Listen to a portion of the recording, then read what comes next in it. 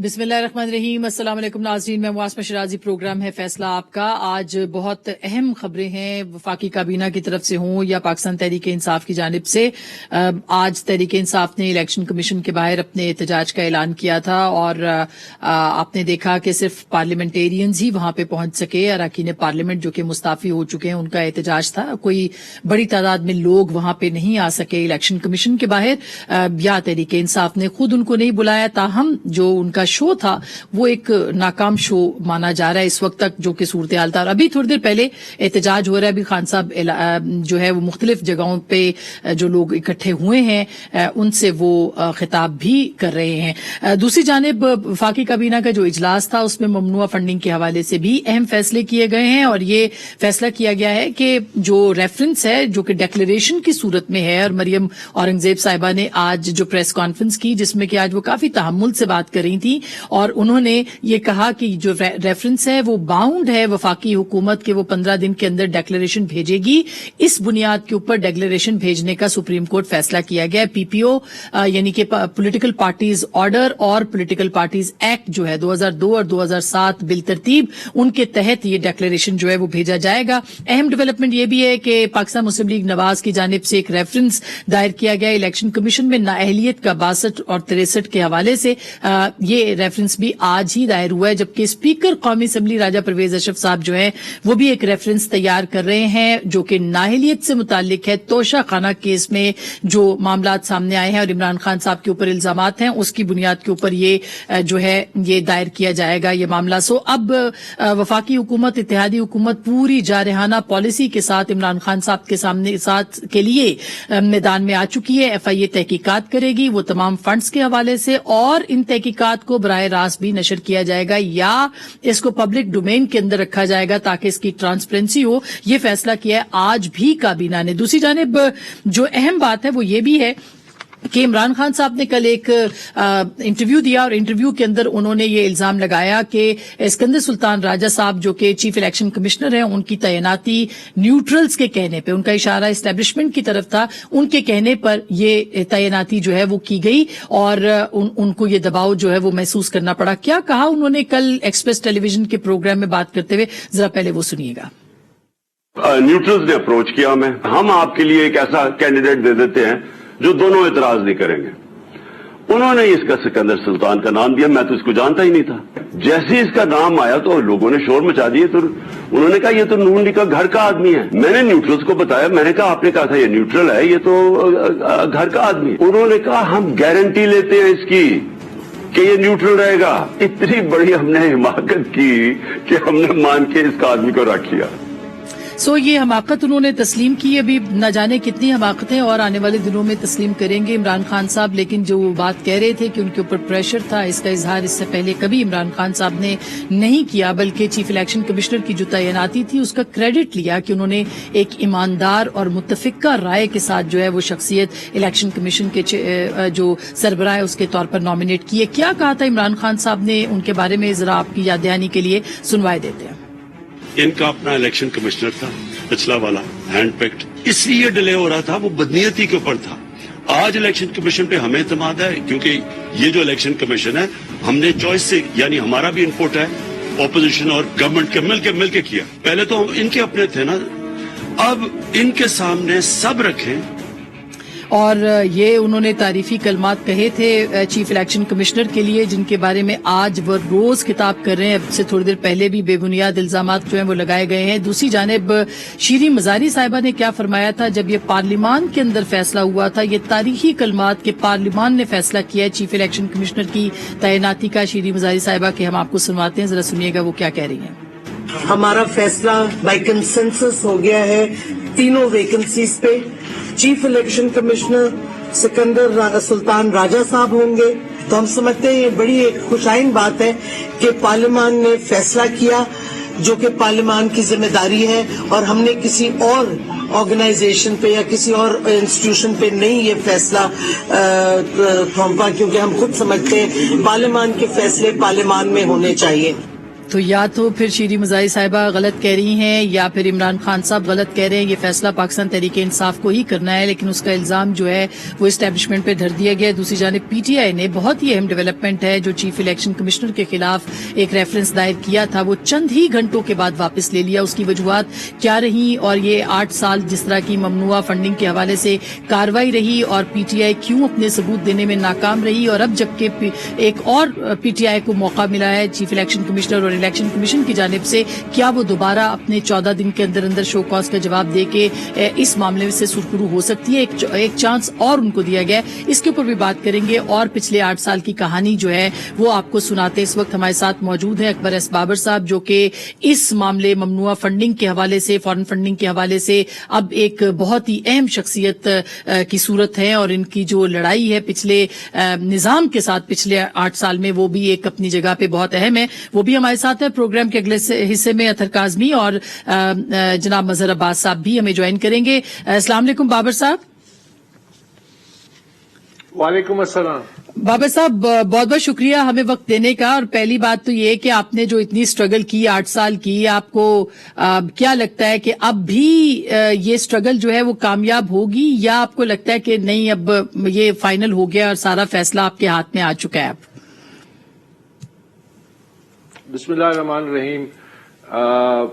جیسے کہ میں نے بارہا کہا، میری وہ حیثیت نہیں تھی، لیکن اللہ تعالیٰ نے مجھے کامیاب کیا. میری نیت صاف تھی اور شاید ماں کی دعائیں جو ہیں وہ کام آ گئی. جو ورنہ دیکھیے یہ ایک نظام کے ساتھ مقابلہ تھا، اور اس میں جو اس کے جو نشیب و فراز ہیں وہ پھر شاید کوئی تفصیلی انٹرویو یا کسی کتاب کی شکل میں جب سامنے آئیں گے تو اللہ نے سرخرو کیا میرے خیال میں صرف اس وجہ سے کہ میری نیت صاف تھی اور میرا جو مقصد تھا وہ بہت بڑا تھا.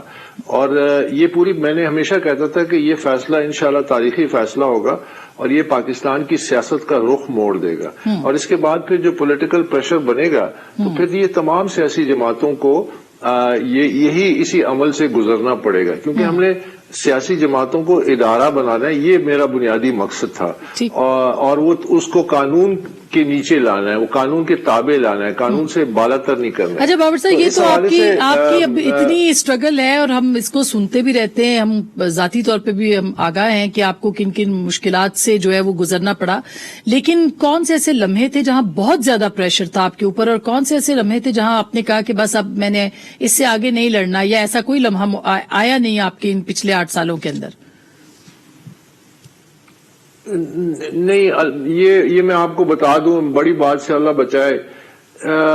میرے قریبی دوست ساتھی وہ راستے میں چلتے چلتے پھر مایوس ہو جاتے تھے اور وہ کہتے تھے کہ آپ نظام سے مقابلہ کر رہے ہیں اور اس نظام کو سے آپ جیت نہیں سکتے ہیں.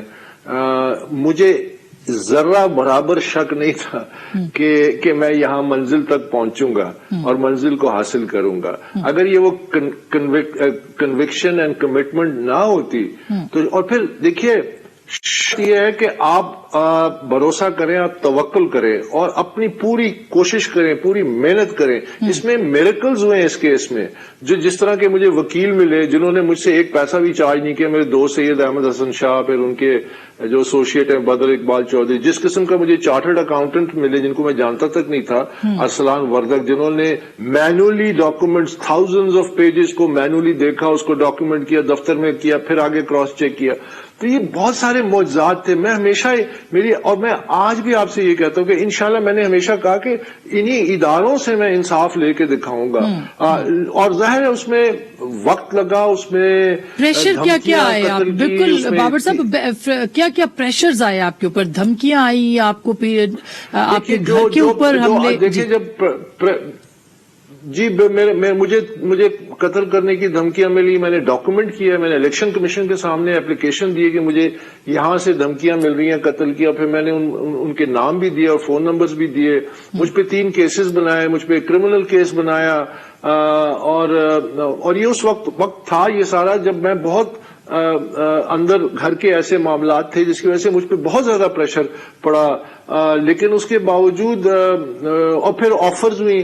آپ یہ نہیں سوچ سکتے کہ الیکشن جب 21 جون کو یہ فیصلہ محفوظ ہو، اس سے پہلے چند ہفتے یکے بعد دیگرے ان کے سو کالڈ ایمیسری جو کلیم کرتے تھے کہ ان کی طرف سے آئے ہیں، اور پھر انہوں نے کون سی آفر نہیں کی، مطلب دنیا میں آپ جو چاہتے ہیں سب کچھ وہ سامنے رکھا، تو ظاہر ہے کہ وہ بہت سارے امتحان گزرے. یعنی یہاں تک دیکھیں جب آپ ایک سسٹم کے خلاف آپ ایک نئی چیز سامنے لانا چاہتے ہیں تو وہ سسٹم جو ہے اس کا جو پریشر ہے، اور ایک وقت اگر آپ کو یاد ہو آپ نے بھی وہ سفر کیا، آپ نے بھی وہ انڈیور کیا، آپ کے اوپر بھی تو کوئی کم مشکلات نہیں گزری، تو آپ اندازہ لگا سکتی ہیں کہ پورا سسٹم جب آپ کے اوپر ایک بوجھ کے طور پہ ہو، جب آپ سے وہ ڈیمانڈز کر رہا ہو کہ اپنا راستہ بدلو، یہ راستہ اس راستے میں بہت نقصان ہو سکتا ہے، لیکن اس کے باوجود اللہ پہ توکل رکھا اور اپنا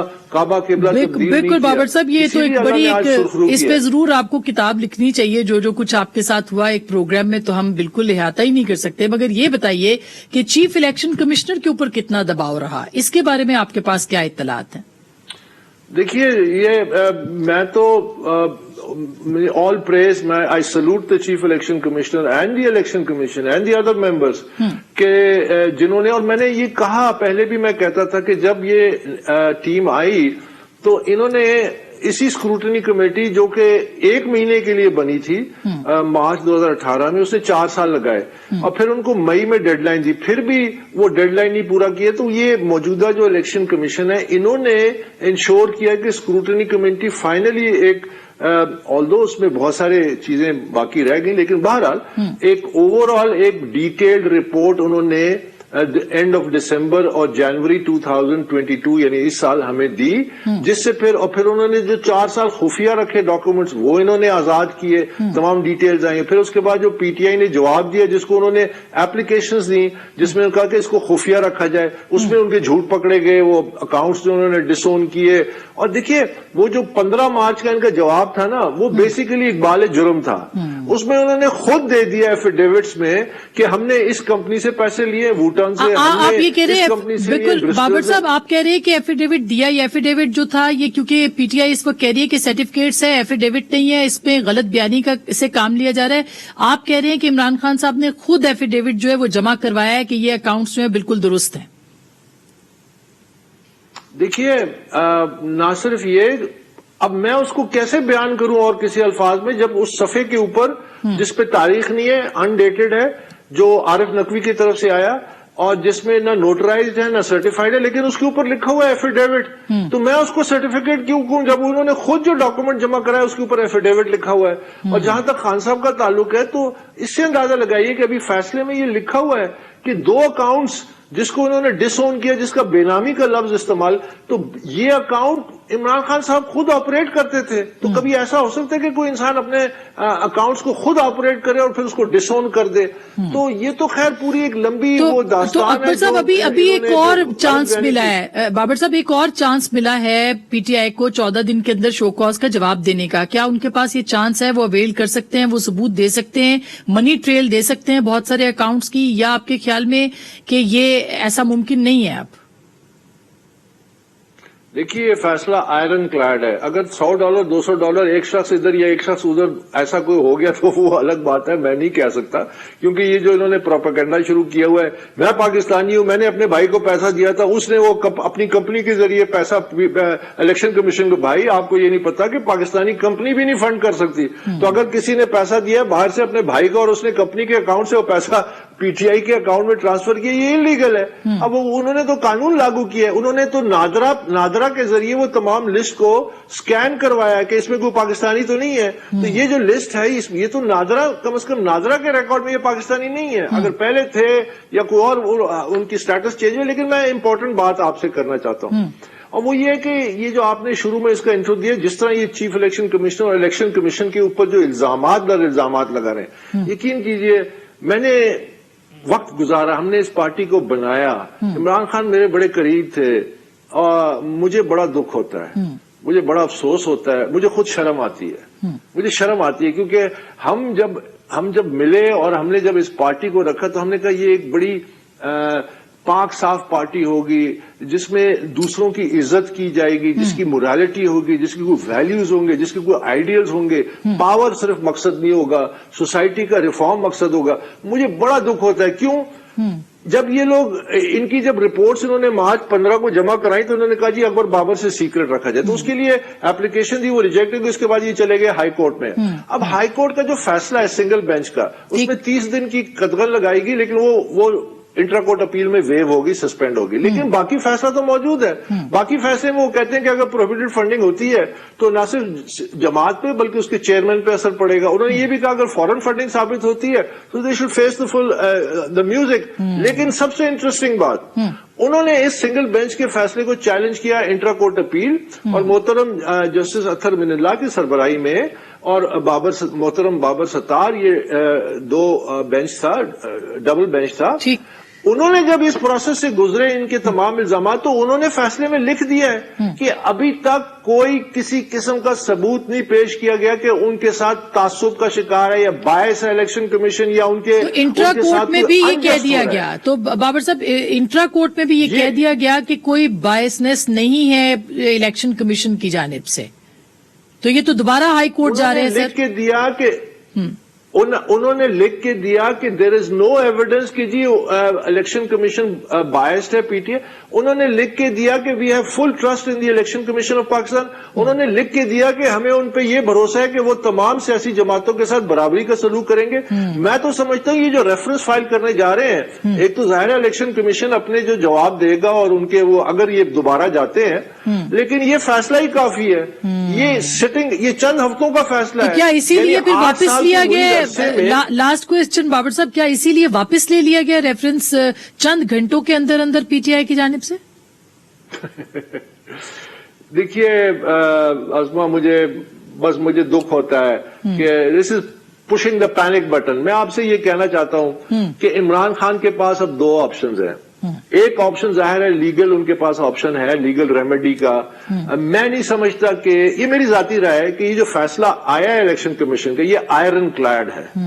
it is all backed with solid evidence. اگر کوئی $100 ہے $200 آئی ڈونٹ نو, بٹ جو بڑا فیصلہ ہے کہ بھئی غیر ملکی یہ کمپنیاں ہیں, اکاؤنٹ چھپائے گئے, ملازمین کے اکاؤنٹس میں پیسہ آیا گیا, عمران خان نے مس اسٹیٹمنٹس کیا, مس ڈیکلریشن, یہ آئرن کلیڈ فیصلہ ہے. تو مجھے تو کسی قسم کا یہ اس میں نہیں ہے کہ یہ کوئی اس میں, لیکن ان کے پاس ایک پولیٹیکل راستہ ہے.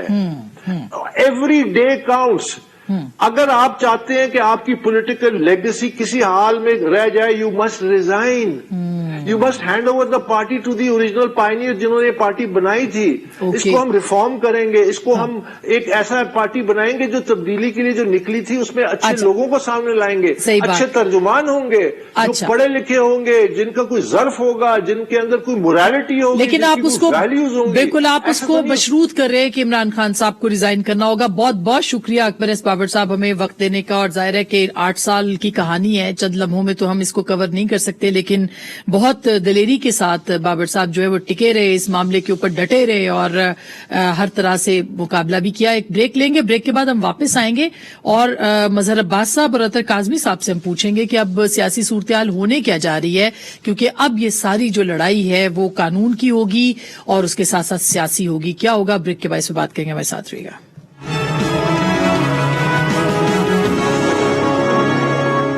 ویلکم بیک ناظرین, ایک دفعہ پھر آپ کو خوش آمدید کہتے ہیں. اب ریفرنس پی ٹی آئی نے واپس لے لیا ہے. حکومت کی طرف سے ریفرنسز بھیجنے کی بات ہو رہی ہے. مظہر عباس صاحب, اطہر کاظمی صاحب دونوں ہمارے ساتھ بہت معتبر صحافی ہیں, ہمارے ساتھ موجود ہیں. مظہر صاحب, آپ کو کیا لگتا ہے کہ آج پہلی جو ڈیولپمنٹ ہے وہ تو یہ کہ پاکستان تحریک انصاف نے اپنا جو ریفرنس تھا چیف الیکشن کمشنر کے خلاف وہ واپس لے لیا, تو یہ کچھ سمجھ آیا کہ کیوں لیا؟ اچھا آسما, اس میں دو چیزیں آئی ہیں. ایک تو ظاہر فواد چودھری صاحب کا جو اس پہ ریئیکشن آیا وہ اس سے مختلف ہے جو بابر اعوان صاحب کا آیا. بابر اعوان صاحب نے تو یہ کہا کہ جی ابھی تو ریفرنس فائل ہی نہیں ہوا اور اس کی نوک پلک درست کر کے اور وہ دوبارہ فائل کریں گے. تو یہ نہیں ہے کہ وہ فائل ہی نہیں کر رہے, تو ٹیکنیکل گراؤنڈ پہ انہوں نے شاید یہ فیصلہ کیا ہوگا کہ کچھ چیزیں اور اس میں ایڈ کرنی ہے یا نہیں کرنی ہے. لیکن جس گراؤنڈ پہ جو ابھی اپیرنٹلی نظر آ رہا ہے, میرے نقطۂ نظر سے وہ بہت اسٹرانگ گراؤنڈ نہیں ہے جو سپریم جوڈیشل کونسل کے کیس کے حوالے سے. पहले तो ये सुन रहे थे हम कि आप उसमें ये भी डालेंगे कि भाई इलेक्शन की धांधलियों के जिस तरह कहा जाता है कि चीफ इलेक्शन कमीशन की इन्वॉल्वमेंट के सबूत हैं, ये इमरान खान खुद कहते रहे, ये इसके सारे सबूत हैं। तो अगर आप किसी चीफ इलेक्शन कमिश्नर के खिलाफ आप सुप्रीम जुडिशियल काउंसिल जा रहे हैं तो सिर्फ एक पॉइंट पे तो नहीं जाएंगे। आप उनको जब ये एस्टैब्लिश कर रहे हैं कि ही इज बायस्ड और वो किसी के साथ जो है जुड़े हुए हैं, ये सारी चीजें हैं, और उन्होंने इलेक्शन की धांधलियों में फलां का साथ दिया, तो यहाँ मुझे इलेक्शन धांधलियां तो कहीं भी नजर नहीं आ रही इस रेफरेंस में जो सुप्रीम जुडिशियल और काउंसिल जा रहे हैं। बिल्कुल अभी मजहर साहब इन्होंने भी कहा, बाबर साहब ने भी, अकबर एस बाबर ने, कि ये जो मामला हुआ इंट्रा कोर्ट के अंदर जब गए तो इंट्रा कोर्ट में उन्होंने कहा कि हमें नहीं नजर आया, फैसले में लिखा कि इलेक्शन कमीशन कहीं भी हमें बायस्ड नजर नहीं आया। तो मेरा ख्याल है इन्हीं ग्राउंड्स के ऊपर फिर उन्होंने सोचा कि ये फ्रिवलेस ना हो जाए।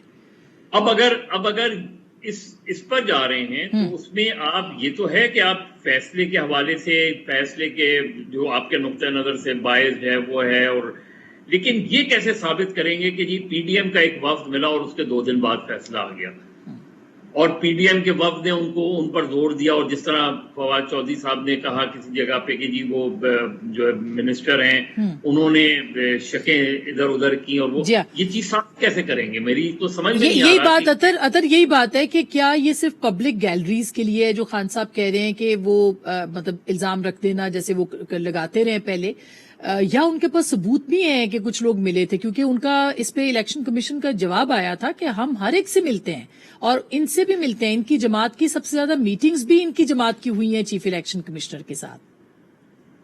देखिए, ये अब इस वक्त जो है ना एक कानूनी मसला, और ये यहाँ पे आके केस ये खत्म नहीं हो गया, अब आगे चलेगा, वो अदालत में भी जाएंगे, हो सकता है रेफरेंस दायर करें या ना करें, लेकिन जी मेरे ख्याल है कुछ ऑडियो का मसला हो रहा है। जी मेरे ख्याल है कि जी मजहब आप क्या कहेंगे इसके ऊपर जब तक के राब्ता होता है?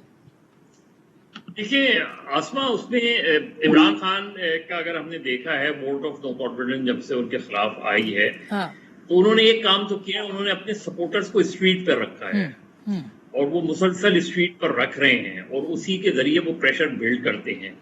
अब ये और उसमें उनको अपेरेंटली कामयाबी अभी हासिल हुई, जो पंजाब में कामयाबी हासिल हुई है 17 जुलाई का जो ज़िमनी इलेक्शन, वो मेजॉरिटी ऑफ द सीट्स जो है वो उन्होंने रिटेन कर ली हैं उसमें, तो उनको एक और उसके नतीजे में फिर पंजाब में उनकी गवर्नमेंट भी बन गई आज।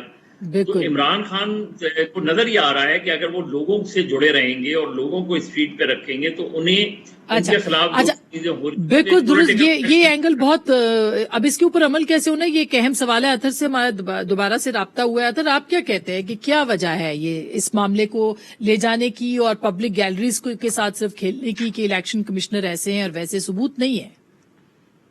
देखिए, इलेक्शन कमीशन के हवाले से वो एक पूरी चार्जशीट पेश करते हैं, आप उससे इतफाक कर सकते हैं, आप उससे इख्तलाफ कर सकते हैं, उसमें वो बहुत सारे कोट करते हैं कि जिस तरह मखसूस नशिस्तों के ऊपर बिल्कुल वाजे लिखा हुआ है, और अदालत ने भी कहा कि वाजे लिखा है कि आपने इनको नामजद करना है, लेकिन वहां पे हमजा को फैसिलिटेट करने के लिए नामजद नहीं किया गया। PP7 के अंदर ऑलमोस्ट 1.5 लाख के करीब 1,30,000 से ज्यादा वोट पड़े, 45 वोटों पर आपने फैसला दे दिया, आपने रिकाउंटिंग नहीं करवाई।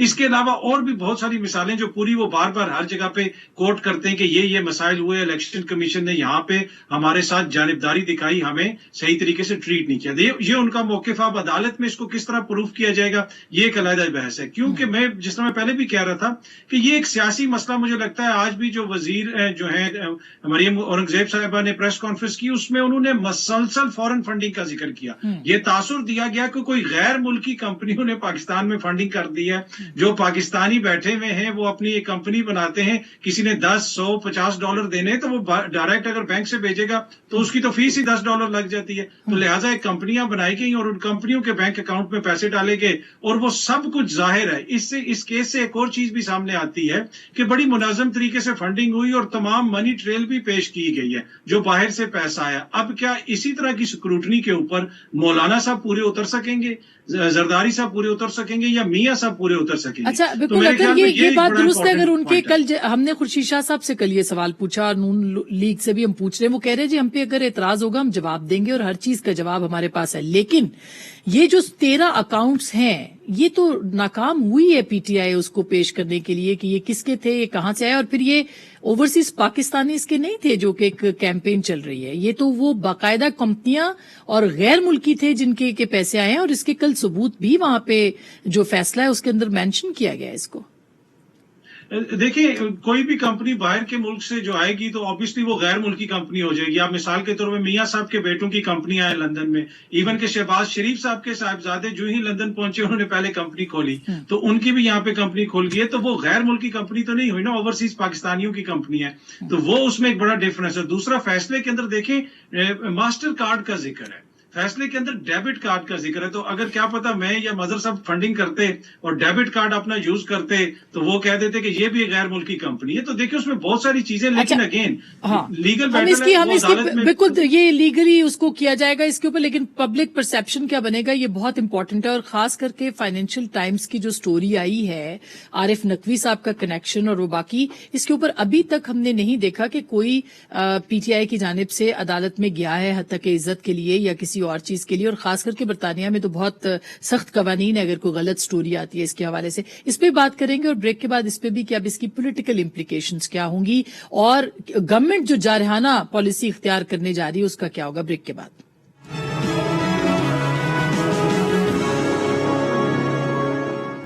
वेलकम बैक नाज़रीन, एक दफा फिर आपको खुशामदीद कहते हैं। मजहर अब्बास साहब, हम बात कर रहे थे कि अब होगा क्या, क्योंकि हुकूमत भी रेफरेंस दायर कर रही है, उनको भेजना है सुप्रीम कोर्ट के अंदर, और इसी तरह से एक रेफरेंस आज दायर हो गया है इमरान खान साहब की नाअहलियत के ऊपर, स्पीकर साहब भी भेज रहे हैं एक रेफरेंस तोशा खाना को बुनियाद बनाकर। तो क्या कहेंगे, अब ये सारी लड़ाई जो है ये कानूनी होगी? कानूनी भी होगी, सियासी भी लड़ाई होगी। पाकिस्तान में कानूनी लड़ाई सियासी हो गई है, सियासी लड़ाई कानूनी हो गई है। और इसका जो मुझे नजर आ रहा है, पिछले 2 दिन से मैं ये बात कह रहा हूं कि मुझे इलेक्शन जो है वो अब इस साल होते नजर नहीं आ रहे।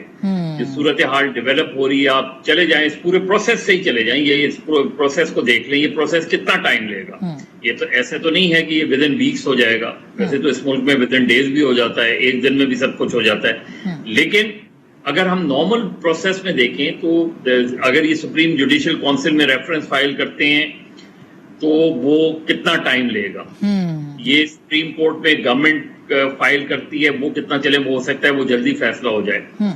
लेकिन फिर भी उसके बाद फर्ज करें इलेक्शन कमीशन के खिलाफ फैसला आ जाता है, अब क्या होगा? फिर कोई इलेक्शन कमीशन, नया इलेक्शन कमीशन कैसे बनेगा? तो इसलिए मुझे ये प्रोसेस जो है इसमें एटलीस्ट अगर आप वो रखें तो इसमें कम से कम 3-4 महीने तो लगेंगे। उसके बाद का पीरियड आप उठा के देख लें तो मुझे कम से कम इस साल 2022 में इलेक्शन होते नजर नहीं आ रहे। हाँ, ये इसका मतलब तो ये कि 23 में अपने मुकर्रर वक्त पे ही होंगे इंतखाबात ना, तो इमरान खान साहब भी अपनी कोई जारहाना पॉलिसी सड़कों पे आने की अब नहीं इख्तियार करेंगे। उसके देखिए उसकी बहुत आसमा बहुत जो है सिंपल सा रीजन है कि वो किस वक्त एग्रेसिव थे, ज्यादा एग्रेसिव नजर आ रहे थे जब पंजाब उनके पास थी। आज पंजाब उनके पास आ गया है, अब वो एक कंफर्ट जोन में चले गए हैं। कंफर्ट जोन ये है कि पंजाब में इतने महीनों में थ्रू परवेज इलाही वो डेवलपमेंट वर्क कर सकते हैं और फिर अगले इलेक्शन का बैटल फील्ड तो जाहिर है पंजाब ही होगा। अतर आपको क्या लगता है कि इमरान खान साहब सस्टेन कर पाएंगे और सड़कों पे बार बार आना? आज जो उनका शो था वो आपने भी देखा और हमने भी, वो कोई बहुत कामयाब शो नहीं था। इलेक्शन कमीशन हो या बाहर 7 बजे का खिताब उनका जो था वो था। तो क्या आपको लगता है कि वो खुद भी ये रियलाइज कर चुके हैं कि अब सड़कों की बजाय हमें इदारों के साथ ही कुछ बनाना पड़ेगा? देखिए, जो इलेक्शन इस बरस नहीं होंगे मैं इससे एग्री करता हूँ, और उसकी बुनियादी वजह क्या है? उसकी बुनियादी वजह ये है कि जो ताकतवर हल्के हैं और मौजूदा हुकूमत है वो ये समझते हैं कि अगर हम इंतखाबात में गए तो इमरान खान का हम मुकाबला नहीं कर सकेंगे, और उससे पहले वो ये चाहते हैं कि इस इंतखाबी अमल के बीच में मियाँ साहब का भी किरदार हो। अभी तक मियाँ साहब का सियासी किरदार है, इंतखाबी सियासत से वो बाहर है। और वो जिस तरीके से बाहर हुए थे वो एक लंबी कहानी है, उससे कोई इख्तलाफ कर सकता है, उसके साथ कोई इत्तेफाक कर सकता है, लेकिन अब वो यही फैसले हो रहे हैं कि मियां साहब को इसके अंदर किस तरह इन किया जाए और उसके बाद इंतखाबात में जाया जाए ताकि इमरान खान का किसी तरीके से मुकाबला किया जा सके। तो जहां तक इमरान खान की मकबूलियत का ताल्लुक है, देखिए वो तो हमने अभी पंजाब के इलेक्शंस देख लिए, उसके अंदर आपने देखा कि सारी जमातों ने मिलकर इलेक्शन लड़ा था, उसके बावजूद पीटीआई ने ज्यादा नशिस्तें जीती। लेकिन कंफर्ट जोन में वो क्यों है? कंफर्ट जोन में इसलिए है कि केपीके में उनकी हुकूमत है, मुल्क के सबसे बड़े सूबे में उनकी हुकूमत है, जहां पे एक जीरक सियासतदान। बिल्कुल सही बात है अतर, लेकिन वो चाहे तो फौरन इलेक्शन हो सकते हैं, उनका मुतालबा था, वो चाहे तो पंजाब असेंबली तुड़वा के और खैबर पख्तूनख्वा तो इलेक्शन में जाया जा सकता है, नहीं? देखिए उनको ये लगता है, और हमने जो देखा है कि इस वक्त किसी भी कानूनी या आईनी इदारे से पीटीआई को रिलीफ नहीं मिलने वाली। वो असेंबलियां तोड़ देंगे, वो इस्तीफे दे देंगे। तो हमने देखा कि सेंटर के अंदर कभी 11 इस्तीफे मंजूर हो जाते हैं, कभी कोई और रेफरेंस आ जाता है, इलेक्शन कमीशन को नया रेफरेंस भेज दिया जाता है। तो वो ये समझते हैं कि ये जो इदारे हैं वो उस तरह फेयर प्ले नहीं कर। बिल्कुल बिल्कुल, ये बड़ी इंपॉर्टेंट बात है मज़ साहब, इस पे मैं आपका भी लेना चाहूंगी कि पीटीआई ने इस्तीफे दिए, वो मरहलावार मंजूर हो रहे हैं, इन पे इलेक्शन हो रहा है और इलेक्शन में भी पीटीआई जा रही है। आज शाह महमूद कुरैशी साहब की साहबजादी जो है वो इलेक्शन लड़ेंगी अब जैन कुरैशी की जगह, तो फिर इस्तीफे देने का क्या फायदा? देखिए, एक तो राजा परवेज अशरफ साहब को इस्तीफे उसूली तौर पे फौरन एक्सेप्ट कर लेने चाहिए थे। मैं इस तरीक़ेकार के बहुत खिलाफ हूँ कि आप 2014 में भी आप लटकाए रखें, ब्लैकमेलिंग होती है ना, इसको मैं सर पीटीआई ने भी यही मंसूबा बनाया था कि अगर पीडीएम जाएगी तो वो भी यही करते। मैं सभी की बात कर रहा हूँ, एक जनरल बात कह रहा हूँ ना कि ये जो तरीक़ेकार है, यानी आइन के साथ, रूल्स के साथ हमारे सियासतदान अरकान पार्लियामेंट खुद खिलवाड़ करते हैं। ये जो तरीक़ाकार है, आप एक हफ्ते, यानी अगर कोई आपको अप्रोच ही नहीं कर रहा, ठीक बात तो है, आप इस्तीफे लेके क्यों बैठे हुए हैं? ठीक बात है, ठीक बात है। आप वेरिफिकेशन तो उस वक्त आती है ना कि मैं आपको अप्रोच करूं कि जी मेरा जी हाँ, तो एक ही वक्त में कर लेने चाहिए और दूसरी जानिब मरहलावार अब वो करेंगे और फिर दोबारा पीटीआई इलेक्शन लड़ेगी और दोबारा वापस आएगी। बहुत बहुत शुक्रिया मज़ा साहब, इस पे तशनगी रह गई, फिर अब बात करेंगे आपसे और अतर काज़मी से। बहुत बहुत शुक्रिया आप दोनों का। और यही वो बात है, ये सियासत की